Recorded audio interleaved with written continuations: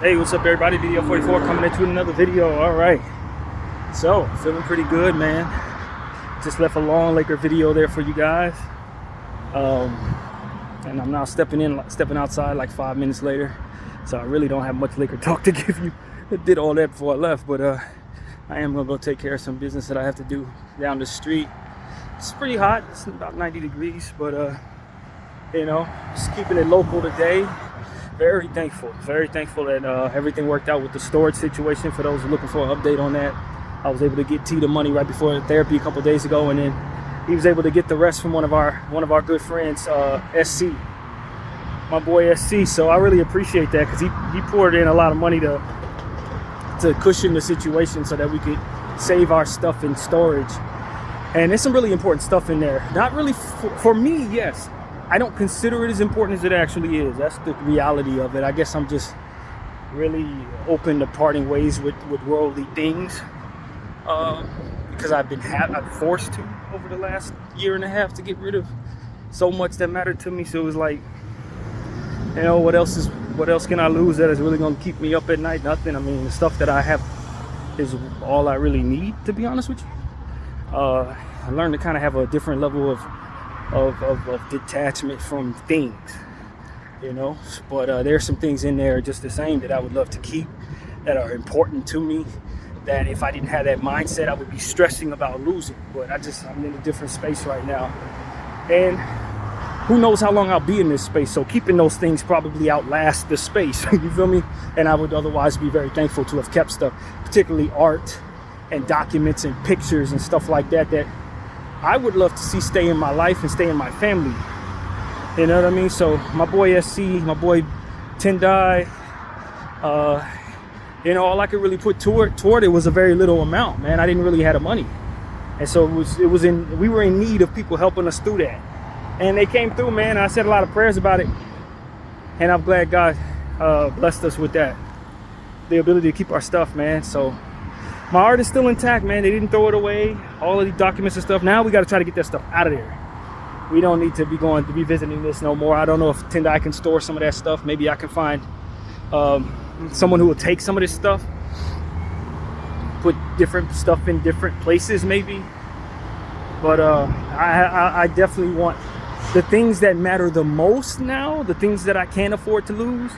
I think it's important to get the hell out of that storage, because we could very easily be going through this problem again if the money issues continue for my boy. So, you know, we got our save, and I think we both agree it's time to get our stuff out of there, man. All the real needed stuff can either be on our person, or we'll find somebody's permanent somewhere to put it. Maybe his house. Maybe I can ask one of my friends or one of my brothers or somebody to take my art or something like that. There's got to be a way. There's some stuff that can stay in that storage, like weights and stuff like that. But that art and those pictures of my mother, I need those to be in a space where it can't possibly be thrown away. You know, that kind of thing. So, you know, I'd rather trust friends in that way than the storage place. So that's kind of what it is, man. That art is heavy as hell, though. That's the only thing. It's literally 8,000 plus pieces of art in a big container.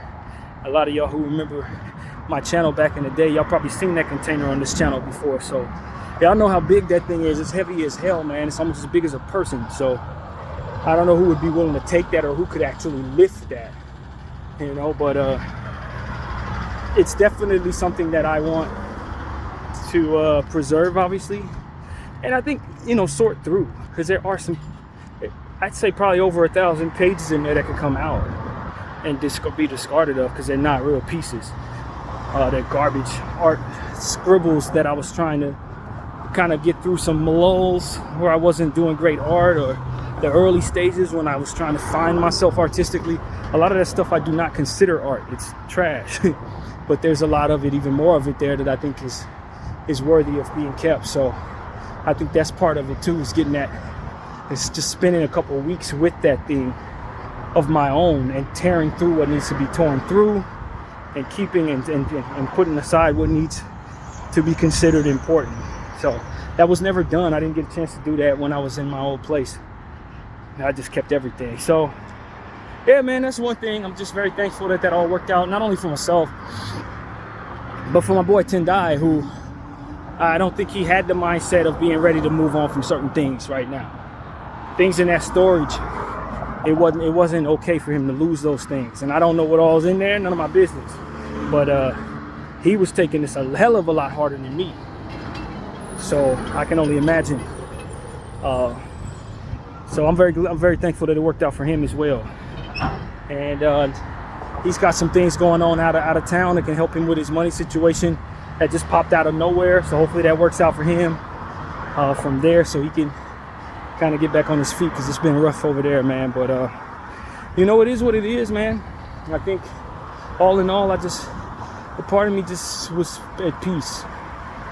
I really am at peace with that type of thing, to where after going through what I just went through these last 11 months here in this situation, things I'm not as attached to as much, because I've been in a space where everything I own was out of my possession for a certain moment in time. There was a day, and I may have documented this for you guys, where all of the things that I had with me on this side of town was underneath the stairwell, because I couldn't at the time bring it with me, or at least I thought I couldn't bring it with me to the motel I was staying in for that night. I went to the park that morning and put my cell phone on a charger inside the rec room of the park and left it there. And then of course everything else that I owned was in storage. So it was a good hour and a half where every worldly possession that I had, maybe not that long, maybe about 45 minutes, it probably wasn't an hour and a half, but every worldly possession I had was out somewhere away from my person. And if everything went wrong at the same time, if someone would have stole my phone, if someone would have stole my stuff under the stairs, if this would have happened with the storage, if all that would have happened at once, I would have had nothing in the world left but what was on my body. And in that 45-minute period, I realized how much of that stuff I really could live without if it came down to it. You know what I'm saying? Like, and most importantly, what was taken from that for me was, I'm at the mercy of a higher power to make it so that none of this is taken from me. I'm at the mercy of a higher power in that moment, to where everything that I own was up to him if he wanted it to be in my possession ever again. As it always is, but to know that leaning on my faith was so much required in that 45-minute span, that all of my most important stuff was unattended to. It's essentially what I'm trying to describe to you. There was no one watching any of my stuff. Not my phone, not my suitcases, and whatever was in storage was over there. It was like, nobody was watching my stuff. It was only up to God. If somebody wanted to walk by and take everything I owned, it was literally possible for that 45-minute span. And that was one of the most intense displays of faith. But when I realized that I went back to where my stuff was, and it was all there, and I still have the same phone to this second, holding it in front of me right now as I'm talking to you, it's like, not only do I not need that stuff, but I can trust that God will take care of my stuff. That's what I got from that. That I could, it was almost like the notion that I can lean back, close my eyes, and fall into his arms type thing. You know what I mean? When you really have nothing but the faith, that's it. Everything else that you have is not stable. Nothing is being particularly aligned for you. And so it was like, when that happened, when I went through that particular moment, it probably changed me a little bit to say, I don't think there's really anything that I have that I can't part ways with. There are things that I would lose that would make my life very difficult and very uncomfortable. So I don't wish to move on from everything. I'm not throwing away all my worldly possessions. But when I was forced to live without anything of mine being in a stable environment for the first time, that was when I realized how much I could rely upon God in those moments. You have the church telling you to have your faith. My mom was telling me all my life to have the faith. And you know, through my dad, everybody I've known who's been of a religious mindset has always told me to keep the faith. But there was a time now in my life where I really needed to lean on the faith. Well, I didn't have no dang choice but to believe that things were going to be better than they seemed to be. I didn't have no choice but to trust that God was going to take care of some things when I'm in a world that practically doesn't believe there's a higher power at all. I had to let what is not proven, what is not stable, and what is not ultimately solidified just be as it is and trust that things will work out. And so when that happened, it was like, man, you fast forward to where we are now, and my boy T tells me, hey, it's a damn good chance that whatever's in that storage get thrown away. It don't hit the same. I don't have that butterfly feeling in my stomach. I don't have that, oh my God, I can't sleep at night feeling. It's not there. It's like it gave me a layer of strength that I never had in my life. If you would have told me today that I got evicted out of my apartment, the day that I had to drive the U-Haul to that storage, that everything in that storage would be thrown away, I'd be having anxiety thoughts. I'd be really down, like, I need this stuff. You know what I'm saying? Like, and any day before that, I probably would have had those same feelings. But after that happened, it was like, nah, it ain't the same world for me no more. Things just, I don't have to have things. I appreciate what I have. I want what I have. But there's no space in my life right now where I can't live without what I have. That's the truth.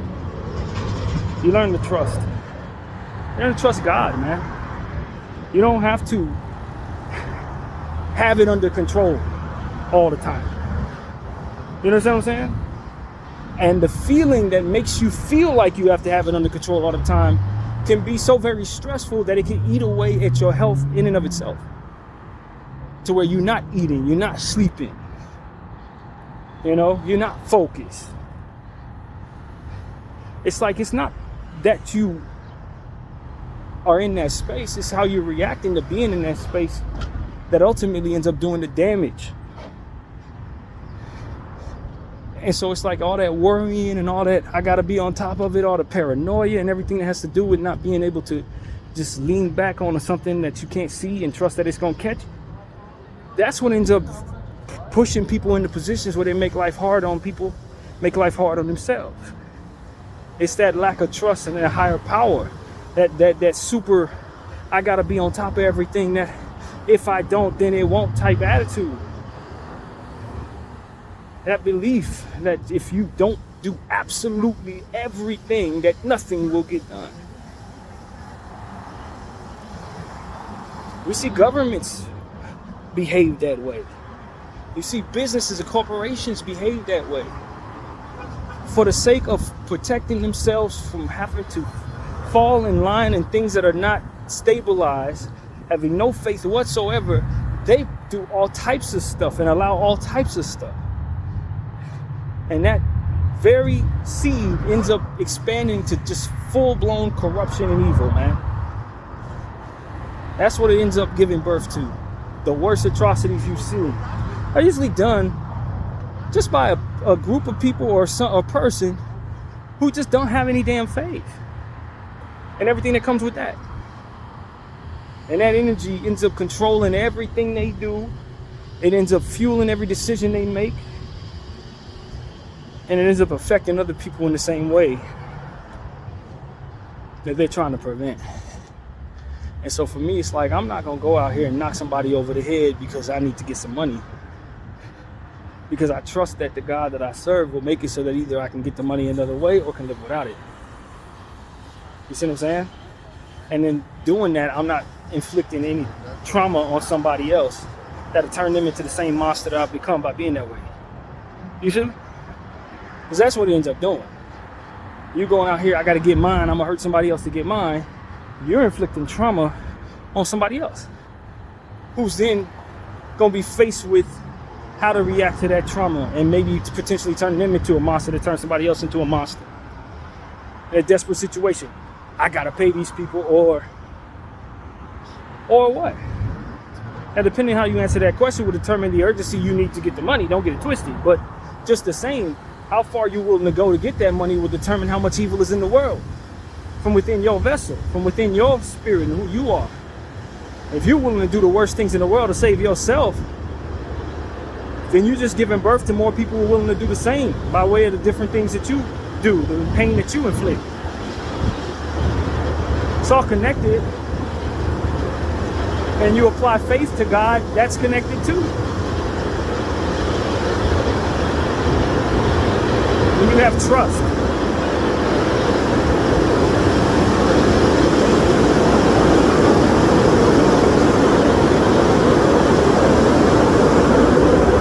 When you have trust, that too can provide a domino effect of people handling things differently, not being traumatized to the point where they turn into the monsters that you ultimately have shown them you are. Maybe they give somebody a break. Maybe they trust in God a little more. They're very different things that can ultimately make this a much more calm place to be. And so that's what I'm saying to y'all, man. Just like we're so quick to be desperate without faith, see the fruit in what letting go and letting God can do for the overall environment you're in. When you're not so desperate as to be willing to do the worst things in the world to get what you need, and be willing to see what the path looks like when either you trust it'll come another way or just simply live without it, and see how that can affect the world around you in a positive way, just like your desperation and corruption can affect the world in a negative way. I think it's worth thinking about. So I'm thankful that the Lord put me in a position to not be desperate, that I have the faith that I do, that I can trust Him a little more than I ever would have without experiences that were very difficult to live through, but ultimately proving me to be better for walking in faith and belief that God will catch me, and I can live without certain things, and not being desperate is the better path. And desperation is natural in some cases, but to be ruthless in that desperation, it manifests things that we really genuinely probably should not want for ourselves or others. You know, really shouldn't want that for nobody. So that's my point of view, man. You know, if I was a godless person, I probably would have did a lot of different things to save myself from different things that the Lord ultimately saved me from. I probably would have did some things that I shouldn't have done to secure certain things that otherwise I could just simply ask God to help me live without. You know what I mean? Literally. And then in doing the things that I shouldn't have done, it will create within myself, what's the use of being a good person? I've already done so much bad, so let me keep doing bad because that's all I'm gonna. That's what comes to me anyway. That's what happens too.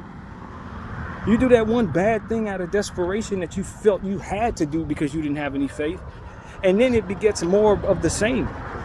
Because what's the damn use? You're going to hell anyway. That turns you into a monster in and of itself, and the karma that comes with that manifests even more of a monster in you, because you're not going to receive that karma in a loving way. You don't think it's meant to make you better.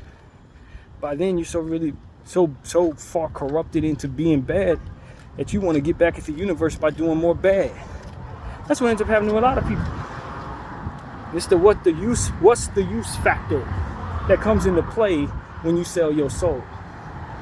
Yeah, maybe it might be in the back of your mind that doing the right thing will probably yield the better result. But who cares if I'm going to hell anyway? You start to deteriorate your humanity even further just by walking down that path of willingness to do wrong for the betterment of yourself. For the perception that your faith is not worthy of being relied upon. They don't help to be that way at all. Because you're going to forego opportunities at redemption once you go down that path. You're going to toss redemption out the window, just like you toss your faith out the window. And then you just become a problem for everybody around you to a degree. You become less of a human being, less of someone who sees the fruit in doing things a good way. Less likely to be unselfish, more likely to be egomaniac, if that's a word, being an egomaniac. Or being, just in a space where you don't see the use in doing anything good. Or if you do something good, it's only for your benefit. Or it's going to be followed up with something terrible. That type of thing, man. It just tumbles forward that way. The more you be that way, the more it tumbles forward that way, the more likely you see no use in being any better. And so that's why I'm like, man, let's push this understanding of the testimony that I've been through to say, I trusted God when I had nothing. And he put me in a position to where I do see the use in trying to be better. I do see the use in saying, well, maybe I lose all my stuff, but maybe I don't. Let me do what I can, not get desperate, not start getting ridiculous, not lying to people so that they'll pay me. No, I ain't got to do none of that. Do what I can, give the rest to God. Apply that same faith that I had when I didn't know what was going to happen. Add that to what I'm willing to do, to what I'm capable of doing. Ask the Lord to make that enough. And look up. And see that he bless that for which is your effort and your belief in him.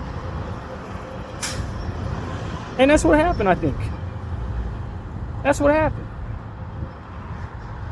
I didn't just put the faith out there. I also put a couple dollars out there, what I could. Sacrifice what I believe was responsible for me to sacrifice for the betterment of what the circumstance was. I'm pouring in. That's my tithings to the circumstance.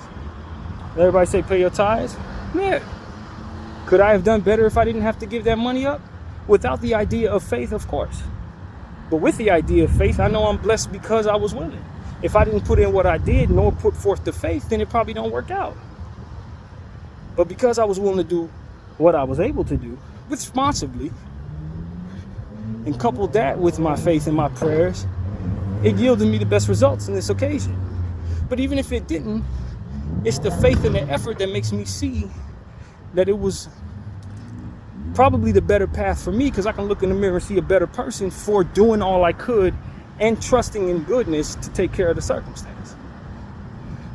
As opposed to going out, knocking somebody over the head for the rest of the money, giving that to T, and seeing if that would have been enough. Now, in doing something like that, I've placed a curse upon what it is that I'm ultimately receiving. Now it's not blessed items in there no more. Now they're cursed items because of what it was I was willing to do to keep them. You turn a blessing into a curse quickly, just by your actions upon the circumstance. And if you're bankrupt spiritually, then you'll never see it that way. And you'll be cursing everything you touch. You understand what I'm saying? That's what ends up happening to a lot of people. And they're able to ball out on whatever it is that they do in the name of desperation and lack of faith for a while. And then in the end, it falls apart for them. And they suffer for a lot longer. Cursing everything they touch. It don't help you in the long run at all. Believing in your faith at first and then doing what you can within the circumstance probably leaves you with the ability to be fine regardless of the outcome. Leaves you with the ability to be blessed even if it goes left. Or it enables you to absorb things going left in a way that allows for much more peace on the inside, which is ultimately what it's really all about. Because if you're forced to live without things, or if you're forced to lose things, or if things don't work out in the proper outcome, what's really important is how you react and handle that and how to absorb that. If you can absorb that in some wacky way that allows for you to be happier for it happening, then is it really a problem at all? And a lot of people try to force that by being in denial. That's not it. To be able to absorb the truth and still be okay with it, that's a gift. You know what I mean? It's always a miracle to me when I see people who've lost people and they're at peace. They're not unhappy. They are unhappy and they're sad, but they're not breaking down. crumbling and all that. And I think the essence of how to receive that type of gift of inner peace in those moments is somewhere nestled in all of what it is we've been talking about. How we handle the things that lead up to those moments. How we handle the things that lead up to those tragedies. How we handle the things that lead up to those traumas.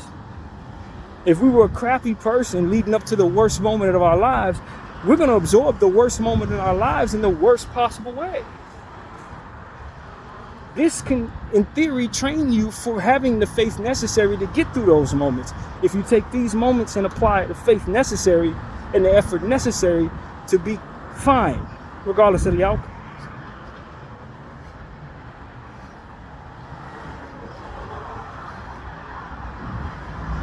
To be less deserving of the worst of things. It really makes a difference, I believe, in this earth. To be less deserving of the worst of things because of how you handle the things that come your way, whether it be in faith or in desperation and lacking faith, which makes you ruthless in a lot of cases, if not all of them. So that's what I wanted to say, man. A lot of people ain't gonna see no evidence in that because they're like, well, it's just happenstance. It's just what's the word? Coincidence. But I've seen too many things in my life that allow me to question the nature of a coincidence. Or too many things that have popped up in dreams that align with the reality of things right after the dream. I had something like that happen a couple days ago. I didn't speak to it because I didn't really like the way it came to me, but it did prelude to what it is that we were seeing. Prayers to the human being, I mentioned it. But I had a dream, I think it was last Sunday night, that came to me and said Skip Bayless had passed away. Man, still alive. Happy years. But that was the dream. My mother said, yeah, Skip passed. I'm like, Skip passed? And mind you, my mother's passed away. She was in the dream telling me these things. I'm like, nah, I ain't rolling with that. I woke up in the morning, I've said a prayer. I'm like, nah, I'm not accepting that. And I was hopeful that I wouldn't look at my phone and see the man that passed, for real. I was hopeful that wasn't the case. I'm like, man, am I picking up on something that's real? Not necessarily. But what the reality was that less than 24 hours later, his show was canceled. The show that he has been working on for 8 years, the job that he's been in all my life for watching him, is gone. He's going to be leaving that show. That's what I was actually tapping into. It wasn't the death of the man, it was the death of what it was doing, his dream. In being on television talking his stuff on sports topics. In the dream, it said he passed away. And to his spirit, he may feel like he's dying in a sense that what it is that he lives for is being snatched from him. His vessel's not dying, but that for which he's most appreciative of is dying. And I'm saying to you, I hadn't heard nothing in regards to him rumored to be leaving his show.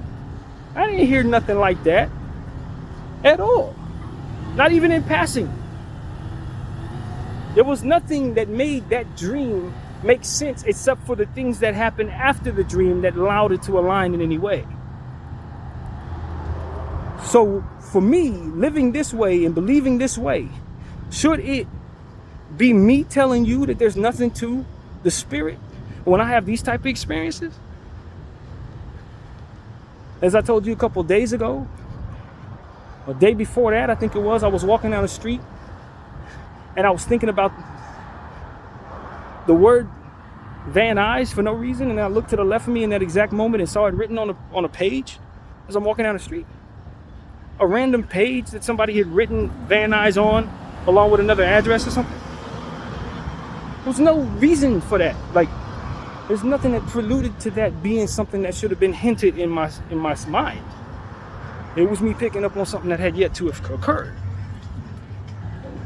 And so as I'm telling you guys, I can't live with these type of experience and then walk around and say there's nothing to the divine, or that there's no God, or that there's nothing in the universe that's giving us hints that we can't see, or that there's not something within me that tells me I can believe in the unseen.